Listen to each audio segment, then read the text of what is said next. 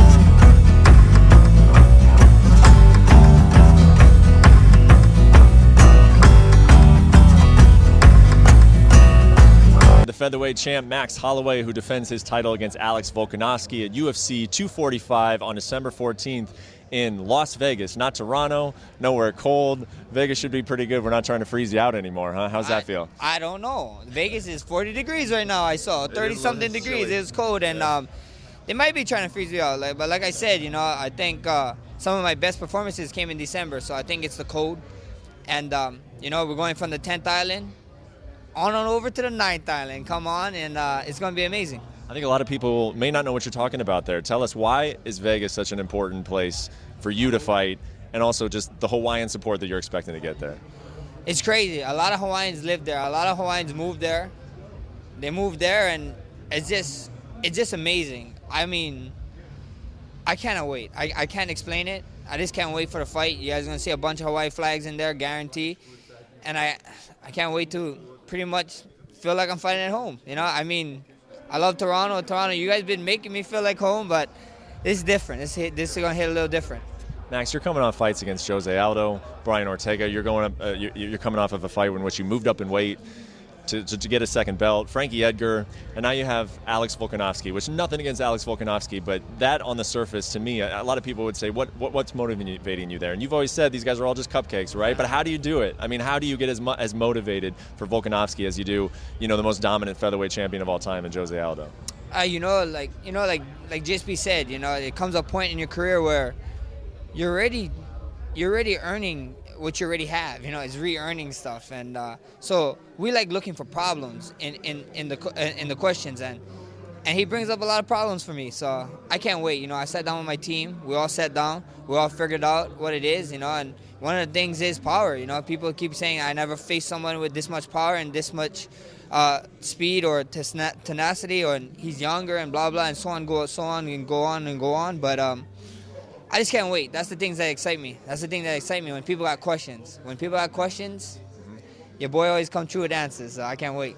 You know, I hesitate to even bring up his name, but, you know, a couple months ago, or maybe it was just a few weeks ago, you know, you were asked about Conor McGregor, and you said, you know what, I don't see the same guy, and so unless I ever see that same guy, then I would never have interest in fighting him again. He has since come out, you know, and had a press conference and said he wants to come back. He announced a date.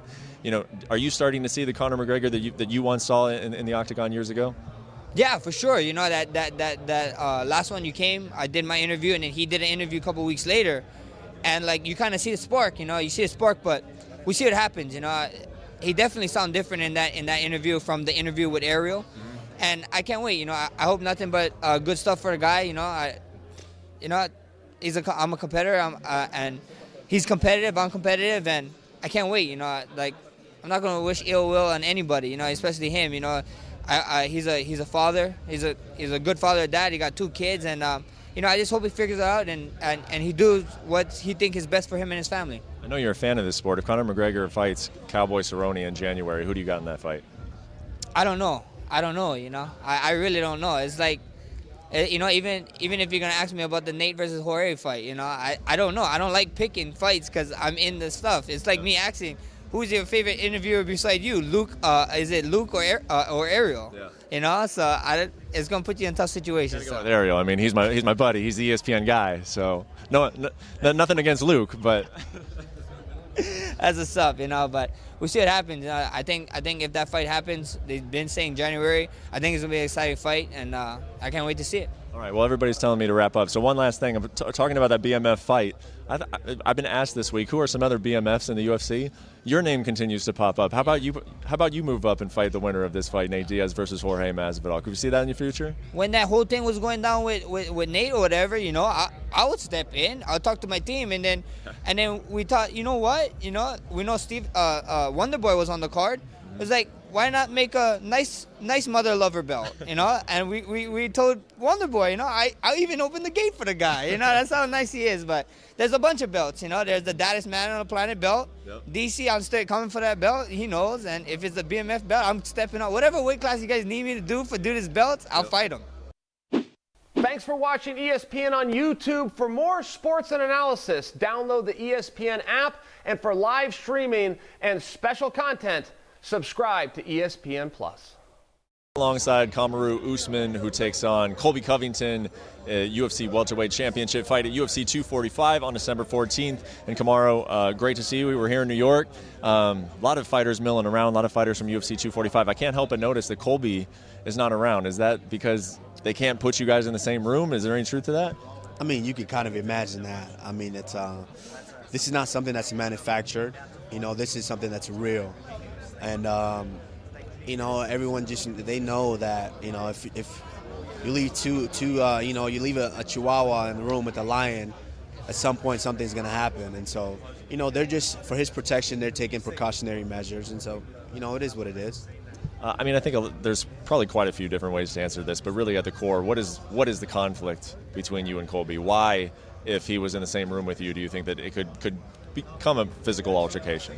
It's just an energy type deal. It's just a yin and not necessarily yin and yang, but it's just like water and oil. You know, we just don't mix. And this is not something that you know, I feel like it by accident happened. I think this is something that was destined to happen. And, you know, just based on all the different things, different scenarios, and the journey that we've taken to be at this point, this is something that was destined to happen. So, you know, it is what it is, but we just can't be in the same room.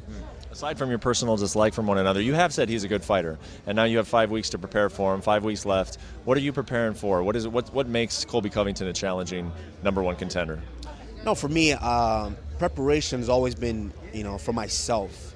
Is me pushing myself to my limits and exceeding that, going above and beyond that, because I know once I'm at that point, doesn't matter what anybody throws at me, I'm gonna be able to take care of it and handle it. And so, you know, it's what I always train for. Is I always train to dominate my opponent from start to finish.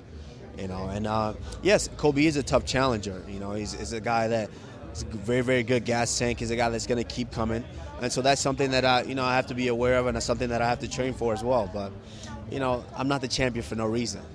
You know, obviously, gas tank has not really been a problem of yours, but like you mentioned, I think anybody who watches Colby fight, that's one of the first things they say is he's got a gas tank. Is there anything specific that you're doing in order to just make sure that, hey, if this goes 5 rounds and he's trying to put a high pace on you, how do you prepare for something like that? No, nothing specific, because, you know, I do that anyways. I do that well anyways.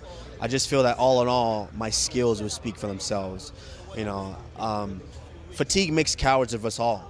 You know, but that's my job to prepare and make sure that I don't get to that point. And plus, I just think I'm sharper. Once I start, you know, unloading my just array of different arsenal, the different things that I have in my arsenal, I think it's definitely going to separate us big time. I feel like Colby in the media, and he hasn't done a ton of it, but when he's done it, it's been very direct. He's, I don't want to say starting a war with the UFC, but he's made his thoughts known on, you know, the negotiations and how there aren't any negotiations, and it's take whatever you can get. What has your reaction been? I know you don't like the guy and you're about to fight him, but have you seen any of these statements, and what have your reaction been to what he's saying? No, actually, no. I've really kind of pulled away from a lot of the, you know, the social media, the media, and different things like that. Of course, I have to do them. It's part of my job, so my obligations, you know. But I don't watch a lot of things, you know. I get told, oh, this guy said this guy said that, you know, but I really don't watch a lot of things. But, you know, this is the game that we're in. You know, we're fighting for a promotion that pretty much they kind of make the rules. So, you know, if he's unhappy, you know, that's on him, showing those. Last time in your athletic career, whether it was wrestling or fighting, the last time you felt so much animosity towards a guy as you do Colby Covington? I don't know. I don't necessarily think I have. I mean, of course, you have the rivalries. I went to college and, you know, wrestled in college. I had the rivalries, you know, when they had their hometown fans and things like that. But I don't think it's ever been on this level. You know, this is probably the highest level that it's been. What impact do you think that'll have on your performance? None. I think, no, I think, well, I think it will a little bit in the fact of, you know, things are going to be a little harder for me as far as when I deliver that punch, it's going to feel a little harder. You know, when I deliver that kick, it's going to feel a little harder. When I take you down and I'm squeezing the life out of him and I'm starting to kind of land shots, they're going to be a little harder. He's going to feel the animosity and the intensity behind those strikes. It's not going to be strikes to set something up. It's going to be strikes to put you in the hospital. Last question, if this fight goes 5 rounds and you win a unanimous decision, will you be satisfied with that, or is you got to finish this guy in order to be completely happy with it? No, at the end of the day, you know, I'm the champion, and there's a winner and a loser. There's a reason there's a winner and a loser, and me coming out victorious is always the key. It's always the goal, you know. But yeah, of course, you know, I want to do a little extra damage in this fight, so we'll see how it goes.